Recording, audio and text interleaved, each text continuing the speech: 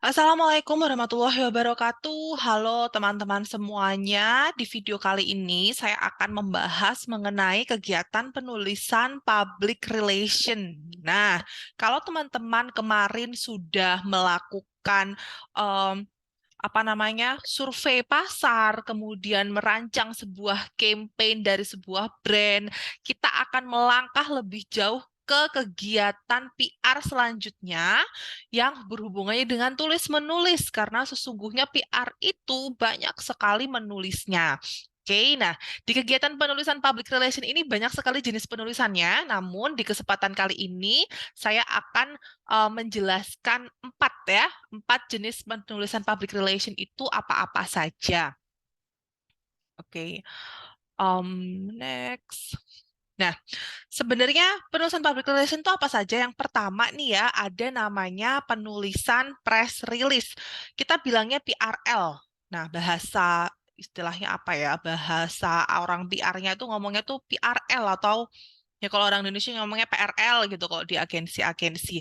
Dia merupakan informasi dalam bentuk berita yang dibuat oleh PR sebuah perusahaan atau organisasi yang kemudian disampaikan kepada para pengelola pers, redaksi media massa, terus ke TV juga, radio, surat kabar, majalah untuk dipublikasikan ke media massa tersebut. Jika ada yang ingat bagaimana seorang PR itu seharusnya menjalin kerjasama yang baik dengan para wartawan, nah tujuannya seperti ini supaya PRL kita itu dilirik oleh media dan akhirnya akan diterbitkan. Kalau PRL ini diterbitkan di media, dia masih bersifatnya gratis. Nah, oleh sebab itu bagaimana kita akan menyusun sebuah PRL yang menarik sehingga media mau mengunggah PRL kita.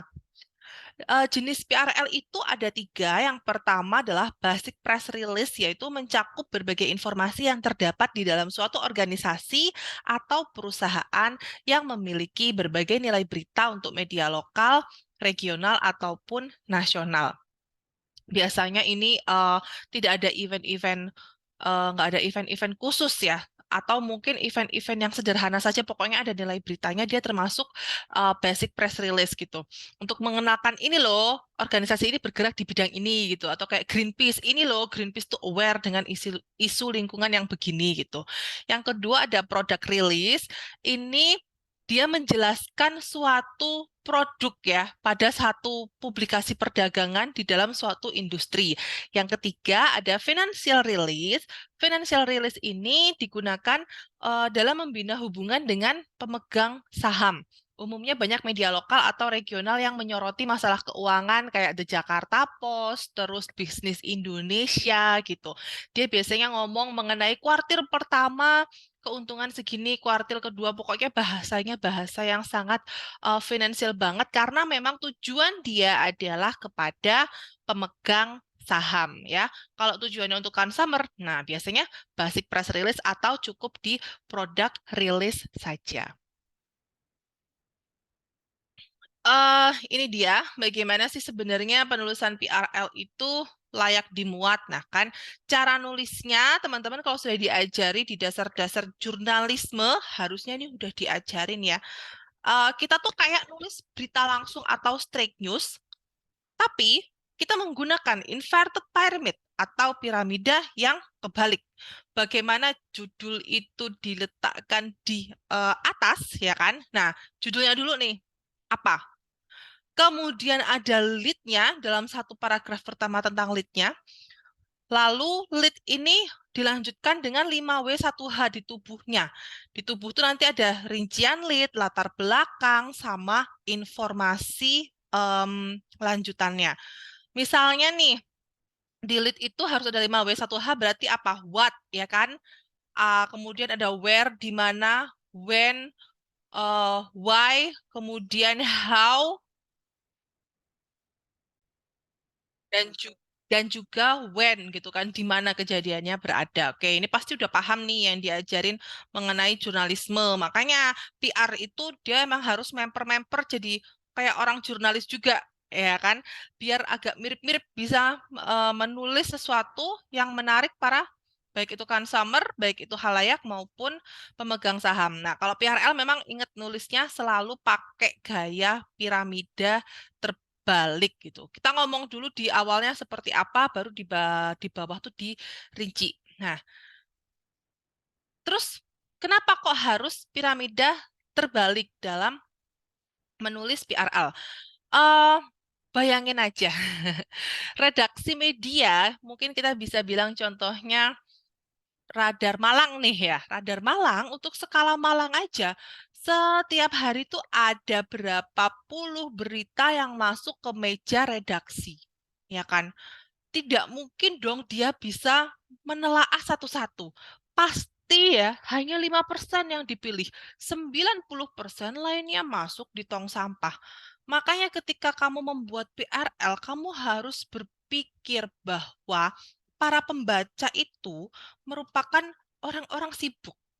Mereka nggak punya banyak waktu. Mereka cuma bisa skip reading berita-berita yang faktual, berita-berita yang newsworthy, yang punya nilai news itu mana aja, gitu ya. Terus yang kedua, redaksi harus memotong PRL tersebut tanpa mengurangi isi pokoknya.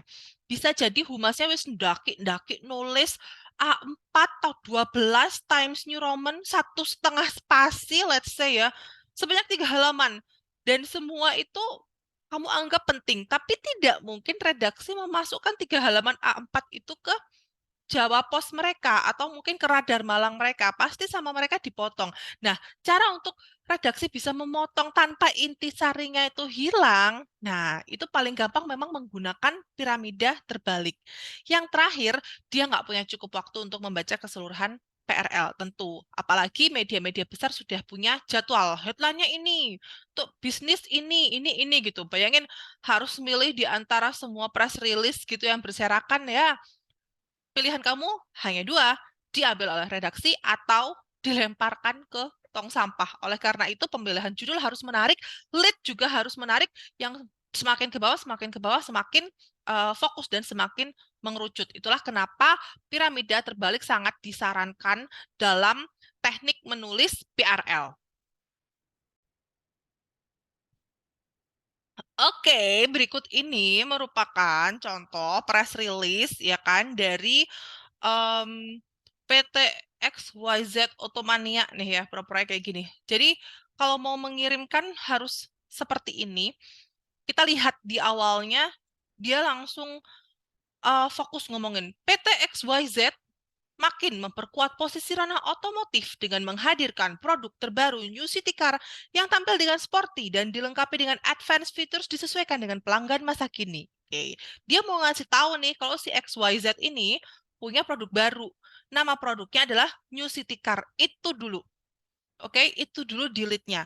Baru di bawahnya dia fokus apa itu New City Car. Nah, New City Car 2020 menjadi salah satu produk penting bagi PT XYZ Otomania karena ini menjadi komitmen untuk menghadirkan varian yang terbaik bla bla bla bla. Nah, ini merupakan kutipan dari VP-nya, Vice Presidennya, yaitu Agus Sasongko. Ini kayaknya pura-pura ya, karena kita nggak punya nih foto XYZ Otomania ya. Tapi yang penting ketika si apa namanya, ketika si redaksinya baca, udah jelas kan, hadirkan New City Car yang makin sporty dan keren. Wah, ngeluarin mobil baru nih, newsworthy, ya kan? Dia tidak peduli mengenai desain interiornya, itu nanti. Yang pasti di awal dulu dikasih tahu Jakarta, oh Jakarta 25 Desember gitu. Dan Jakarta 25 Desember mengeluarkan produk terbaru, New City Car baru.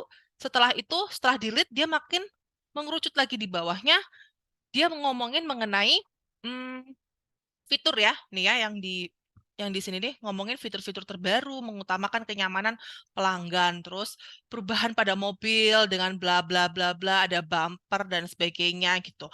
Kemudian di bawahnya lagi ngomongin sisi interiornya seperti itu. Nah, bayangin kalau kita ngomongin sisi interior di lead, orang nggak akan peduli gitu kan.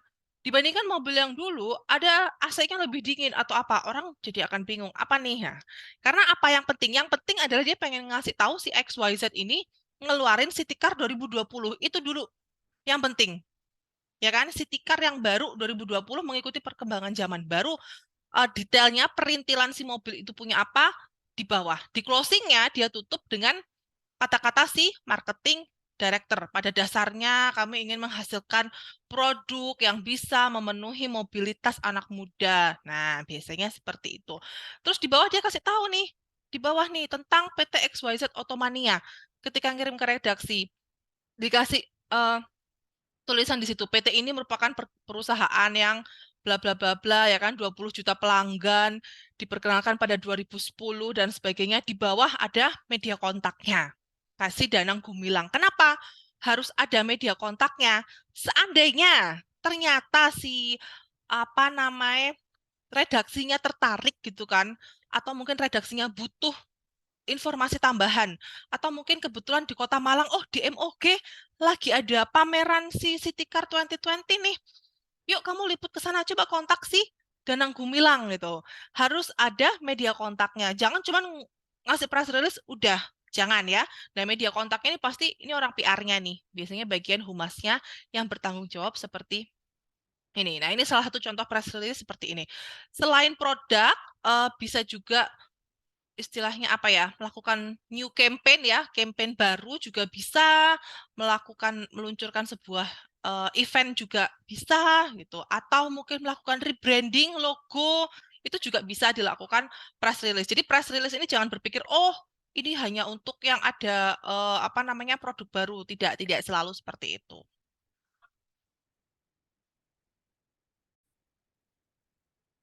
Nah, kalau menurut Bivins ya, ada format standar PRL yang berdasarkan konveksi para praktisi PR yang tergabung pada suatu asosiasi gitu kan, ada standarnya. Yang pertama, tipe penulisannya harus jelas, ditulis di kertas surat tanpa hiasan di pinggir kertasnya. Jadi jangan kebanyakan framing atau apa pakai Canva, jangan ya. Semakin simple semakin baik. Ada marginnya, aturannya 1,5 inci. Lalu alamat pengiriman, maksudnya mau dikirim kemana, diletakkan di sudut kiri atas halaman pertama, ditandai dengan blok termasuk alamat lengkap, kontak person, nomor telepon, supaya media bisa menghubungi balik. Kemudian tanggal rilis terletak di margin kanan, sedikit lebih ke bawah dibandingkan margin bawah. Ini untuk memberikan kepastian kepada redaksi dan waktu yang tepat untuk pembuatannya. Nanti kan redaksi akan menghubungi. Terima kasih atas press release-nya. Akan kami tayangkan kapan, edisi kapan, tanggal berapa, begitu. Lalu, ya, penulisan judul ditulis dalam satu spasi dan juga di garis bawahi. Ini kalau menurut si Bivins seperti ini. Namun menurut saya sekarang sudah mulai apa ya, dengan adanya dunia digital, karena ini kan Bivins ini tahun berapa nih, dia belum digital banget. Dengan adanya digital kayaknya nggak perlu terlalu rigid seperti ini ya.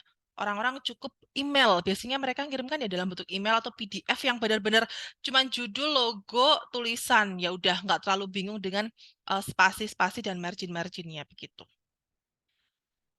Oke, nah lalu ini juga tubuh atau uraian PRL ditulis dalam 2 spasi, spasinya double, terus jika lebih dari 1 halaman, di bawah halaman diletakkan dalam kurung atau tanda garis panah dan sebagian berikutnya. Lalu ada juga kalau N gitu dikasih kata N tamat atau angka 30 atau tanda pagar, itu memang dalam sebuah penulisan menunjukkan ini akhir dari paragraf. Takutnya kan kalian mengirimkan 2 halaman dan nggak ada kata N, jadi si opo jenenge redaksinya tidak tahu ini penulisannya udah bener apa belum, udah selesai atau belum, seperti itu ya.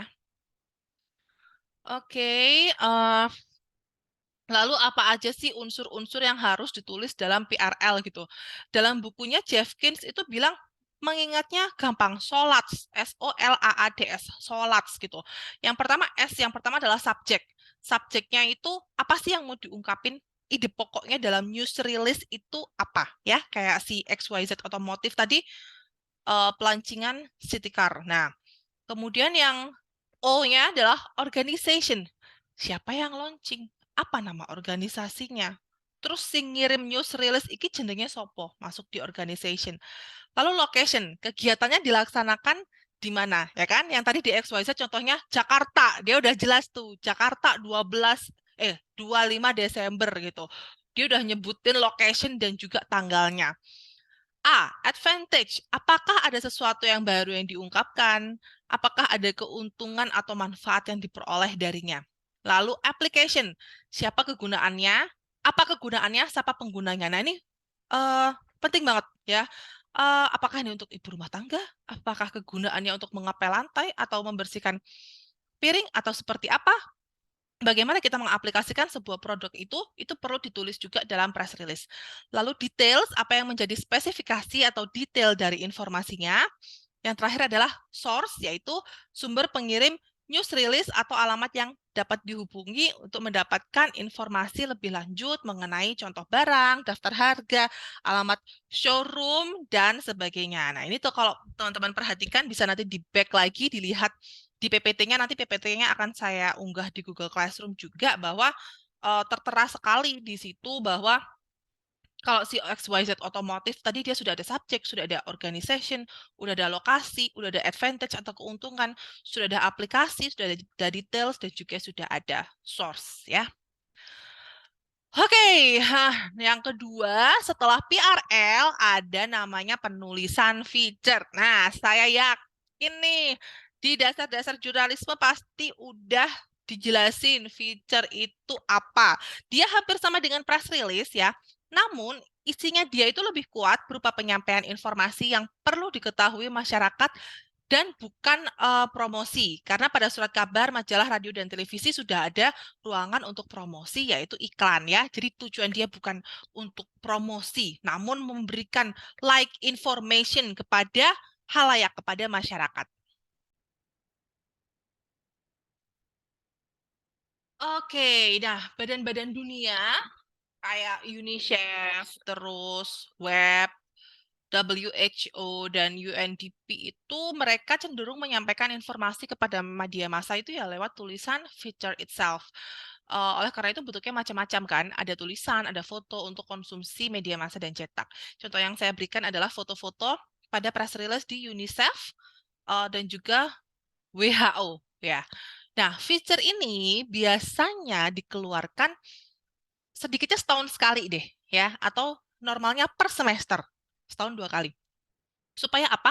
Untuk memudahkan badan-badan dunia menunjukkan perusahaan public relations lokal atau kantor berita lokal untuk menyiapkan bahan-bahan siap pakai dalam bahasa Indonesia yang diterjemahkan dari naskah asli yang biasanya dalam bahasa Inggris. Ini untuk kantor berita lokal sih. Kayak misalkan kan kita UNICEF itu kan pasti nulisnya in English ya, ya kan? Nah, sementara kan kita harus menyiapkan bagaimana menerjemahkannya ke dalam bahasa Indonesia yang baik dan benar sesuai dengan EYD.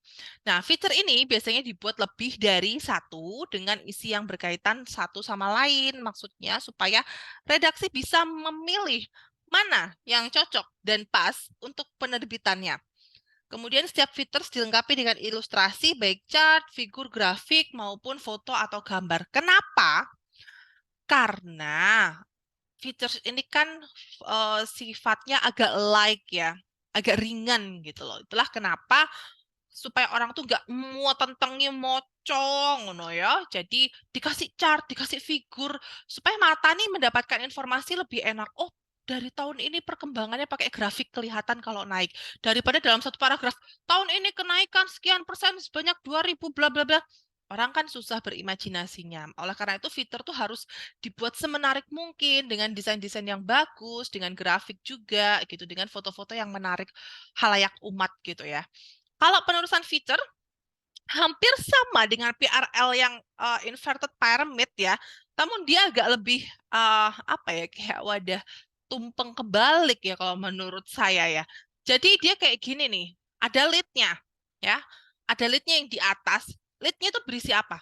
Hal yang penting untuk mengarahkan perhatian pembaca pada suatu hal yang akan dijadikan sudut pandang dimulainya tulisan. Lead-nya kayak gitu. Lalu intinya dulu ya lead highlight-nya. Kemudian di jembatannya sebagai perantara antara lead dan tubuh, di mana masih terkait, tapi tubuh tulisannya akan lebih masuk lagi. Dia menjembatani seperti itu. Tubuh fitur berisi situasi dan proses disertai penjelasan mendalam tentang mengapa dan bagaimananya. Lalu kemudian di akhirnya ada penutup. Penutupnya berupa alinea berisi pesan yang mengesankan. Nah, biasanya penutupnya ku rodok kata-katanya rodok sastrawan-sastrawan gitu loh supaya orang lebih tertarik ya namanya aja fitur ya kan. Jadi seperti ini. Oke, di tubuhnya nanti dia yang akan fokus mengenai prosesnya, penjelasannya seperti itu. Oke. Kalau fitur ada 3 jenis ya, ada news, pengetahuan, dan human interest. Kalau news itu hmm, bukan seperti berita, tapi bagaimana proses timbulnya sebuah kejadian. Let's say perubahan logo, perubahan apa namanya tagline ya kan, atau perubahan jajaran direksi, perubahan jajaran kepemimpinan, pindahnya pusat kantor. Nah, itu biasanya dilakukan dengan news kejadiannya seperti apa gitu kan. Tapi bukan berita, bukan hard news banget yang kayak kita meneliti kasus kriminal gitu bukan. Lalu ada fitur pengetahuan, dia membahas mendalam dan terperinci ya karena data yang ada tuh melimpah dan bersifat ilmiah. Let's say kayak COVID kemarin ya. COVID itu kan banyak banget ya informasi, ada yang mungkin ada dari dokter, ada dari nakes, ada dari penyintas COVID, ada dari orang yang nggak pernah COVID sama sekali, ada yang dari orang habis vaksin, ada dari orang nggak mau vaksin dan sebagainya gitu. Nah, itu bisa menggunakan fitur pengetahuan karena datanya banyak dan datanya juga ilmiah, tapi nggak yang uh, medik banget gitu. Namun orang paham ketika membaca, oh yang menyebabkan COVID ini, oh ternyata jumlah yang sudah divaksin segini, seperti itu ya. Lalu ada human interest feature, membicarakan sisi kehidupan orang yang sedang menjadi pelaku berita, seperti PLN memberikan bantuan ke rumah Pak A, karena kasihan banget nih Pak A adalah petani sawit, rumahnya di pedalaman, susah akses, lalala, lili, anaknya 4, gitu kan. Nah, itu namanya human interest feature, fokus kepada satu sosok, nggak fokus ke perusahaan atau organisasinya. Untuk membedakan feature dalam arti sempit dengan tulisan lainnya, perlu diperhatikan hal-hal berikut ya. Feature itu beda dengan tajuk rencana. Oke, Fitter dalam mengemukakan opininya tidak begitu kentara, menggunakan contoh-contoh pelukisan suasana, meminjam pernyataan-pernyataan pihak yang bertanggung jawab, dan juga sebagainya. Beda dengan cerita pendek. Kalau cerita pendek itu, Fitter itu berdasarkan pada fakta. Cerita pendek kan nggak ada faktanya. Terus sebagian nilai jurnalistik, sedangkan cerita pendek cenderung ke fiction, fiksi. Ini salah satu contoh feature yang saya dapatkan dari Pertamina tahun 2008. Ini merupakan annual report mereka. Nah, di dalam annual report itu selain ngomongin mengenai saham Pertamina, Pertamina ngebor minyak di mana aja, ada cerita mengenai cahaya terang untuk anak-anak dusun Bondan. Ya, jadi istilahnya Pertamina itu memberikan akses listrik pada anak-anak di dusun Bondana. Dia bahasnya di suatu tempat, masih di Pulau Jawa, terdapat kehidupan sunyi, jauh dari gedung tinggi itu kan. Saya nggak tahu kenapa ya, perusahaan-perusahaan itu doyan banget mengonsumsi kemiskinan orang lain, kayak Baim Wong aja, menjual, ya kan, menjual apa kesusahan hidup masyarakat-masyarakat marginal. Sang anak itu bernama Ulfiah, kedua orang tuanya biasa memanggil dengan sebutan Upi. Nah, ini human interest nih, bagaimana dia keluarganya tinggal di dusun ya kan, gimana masih menggunakan peralatan seadanya. And then Pertamina came, jeng jeng, they became a hero, yada yada yada. Nah, itu adalah salah satu contoh fitur kayak gini. Tadinya saya mau share PDF banyaknya sih, cuman kayaknya ribetnya karena saya nge-record dari Zoom. So, nanti saya kasih contohnya di ini aja ya, di Google Classroom, oke? Itu tadi fitur, oke? And then beralih ke artikel. Oke, nah, kalau artikel dia nggak ribet ya. Dia ngomongin fakta berikut masalah, terus diikuti pendirian subjektif yang disertai argumentasi berdasarkan teori keilmuan dan bukti berupa data statistik yang mendukung pendirian itu. Saya yakin teman-teman sering baca artikel di koran yang menulis adalah seorang profesor, seorang akademisi, atau dosen gitu, atau peneliti, atau mungkin praktisi yang ahli di bidangnya, yang 1 halaman atau mungkin setengah halaman, artikel seperti itu. Dia ngomongin masalahnya apa, dia ngomongin menurut teori ini bagai apa? Kalau dari penelitian terdahulu bilangnya begini. Kalau si pakar ini bilangnya ke depan sebaiknya begini gitu. Jadi ada teori keilmuannya ya. Kalau teman-teman nggak pernah baca sesuatu di koran seperti itu, saya sarankan mulai baca. Kayak misalkan kita ngomongin COVID. Oke, COVID kalau orang yang ngomong kesehatan, pasti dia akan ngomongin kesehatan. Kalau orang yang ngomongin ekonomi, nah beda lagi. Dia akan ngomongin bagaimana lebih rentannya orang miskin ketika COVID didera, secara ekonominya bla bla bla yada yada yada. Secara sosiologi nanti akan beda lagi dibahasnya, ya kan? Atau mungkin secara kesehatan masyarakat atau kesejahteraan sosial nanti akan beda lagi. Nah, jadi ini memang murni dari sudut pandang si penulisnya itu sendiri, oke? Seperti penulisan opini, kalau artikel pun dia nggak punya struktur ya, berbeda dengan PRL sama feature tadi, penulis benar-benar bebas menuangkan masalah yang dia bahas apa, lalu disambungkan dengan pendiriannya yang subjektif itu.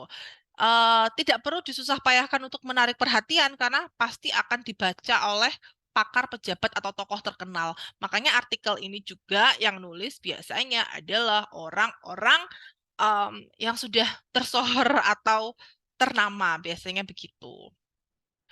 Oke, nah contoh um, artikel ya kayak former Harvard basketball coach honored with dedication of gym. Nah, ini salah satu contoh di Sugar House Journal, tapi ini kayak community newspaper biasa sih. Saya belum menemukan contoh artikel yang murni membahas mengenai kepiaran yang ada di koran Indonesia. Saya belum dapat contohnya. Oke, terakhir adalah penulisan advertorial atau pariwara gitu. Ini kayak bahasa jadul banget, kayak it's been a decade ya since I heard this word pariwara gitu kan. Pariwara itu ya advertorial sih ya, dia lebih banyak bobot promosinya daripada informasi umum ya. Kalau tadi yang si Pertamina itu fokus ke ceritanya si anak di sebuah dusun yang gelap gulita, ya advertorial lebih banyak mempromosikan produk kita nih bisa buat apa. Terus volumenya jauh lebih besar. Berbeda dengan PRL yang bisa gratis tampil di koran atau media massa, ya kan? Makanya kita harus nulisnya bagus untuk menarik si redaksinya. Kalau advertorial, karena volumenya lebih besar, dia harus bayar. Nah, tujuannya seperti itu pariwara itu. Makanya dia bisa pakai space yang besar seperti ini nih. Para ibu adu lincah melantai. Bentar, melantainya agak ambigu ya. Oke, whatever. Nah, ini dari Superpel, dia ngomong mengenai melantai ini kayak joget apa dansa atau bagaimana gitu kan ya. Tapi di sini dia fokus promosi Superpelnya, ya kan? Dengan tulisannya yang cuma segitu, tapi kan ini formatnya gede ya, formatnya banyak banget. Ini kok di koran bisa setengah halaman sendiri, dan yang seperti ini tentu tidak tidak akan gratis. Toh nilai beritanya kan juga kurang ya. Ini kan sebuah event seneng-senengan sama ibu-ibu, lomba dan sebagainya gitu kan. Terus dia bawa Ira Wibowo, terus habis itu tarian ala Superpel gitu kan. Ada tarian ala Superpelnya juga, terus bagi-bagi hadiah seperti apa. Nah, ini adalah salah satu contoh pariwara seperti ini. Dan ingat, pariwara tidak bisa gratis. Dan nilai beritanya tentu kurang, karena dia fokus untuk promosi saja. Begitu, Yorobun. Nah, pariwara bisa digunakan untuk membangun citra, penjelasannya amat detail sehingga memerlukan tempat yang luas dan waktu yang lebih lama untuk televisi maupun radio. Kalau di TV berbeda dengan iklan ya. Kalau di TV itu biasanya di tengah-tengah acara tiba-tiba, aduh kamu kembung. Oh tenang aja, pakai luwak white coffee. Dia nggak bikin kembung karena dia dipilih dari biji kopi yang dikeluarkan dari perut luwak dan sebagainya. Detail gitu. Kalau iklan kan biasanya lagi pembawa acara misalkan news anchor gitu, luwak white coffee cukup ada di depannya atau di gelasnya dia, kayak di Najwa Shihab, di Najwa juga teman-teman pernah lihat apa ya, kopiko atau luwak white coffee, ya udah sebatas muk dan juga kayak screen aja. Namun kalau talentnya harus ngomongin ini produk rasanya kayak gimana, ini produk khasiatnya apa, nah itu sudah masuk pariwara atau advertorial begitu. Kalau di radio biasanya yang ngomongin itu DJ-nya. Nah, teman-teman, kalau lagi hujan-hujan kayak gini ada baiknya kita pesan GoFood nih. Jangan lupa gunakan promo ini di GoFood, bla bla bla bla bla gitu ya. Jadi bukan iklan, tapi tetap harus membayar seperti layaknya iklan gitu, karena dia akan memberikan penjelasan yang detail mengenai produknya. Seperti itu, Yorobun. Oke, nah selain itu masih ada 4 jenis penulisan PR, dan I'm going to talk about this next week ya, I think, karena kalau saya bahas 8-8-nya, saya yakin our brain will explode ya, karena kita masih ada penulisan surat atau komentar pembaca, penulisan naskah pidato, dan ada annual report sama selebaran. Ini sebenarnya yang benar-benar apa ya, krusial itu 4 yang pertama. 4 yang terakhir ini ya kita bisa mempelajarinya, dan saya yakin teman-teman belajar nulis naskah pidato tuh udah dari SMP nggak sih, disuruh lomba naskah pidato, selebaran juga sudah banyak jenisnya dan seperti itu. Yang lebih krusial itu memang si itu tadi PRL, artikel, feature dan juga advertorial. Seperti itu, teman-teman. Eh, ya, sekian videonya mengenai PR writing, dan jangan lupa untuk menjawab diskusi di Google Classroom yang akan saya hitung sebagai partisipasi dan juga sekaligus absensi kalian. Baik, saya rasa cukup sekian. Thank you for watching dan sampai jumpa di kelas online atau luring selanjutnya, whatever. Yuk, Assalamualaikum warahmatullahi wabarakatuh.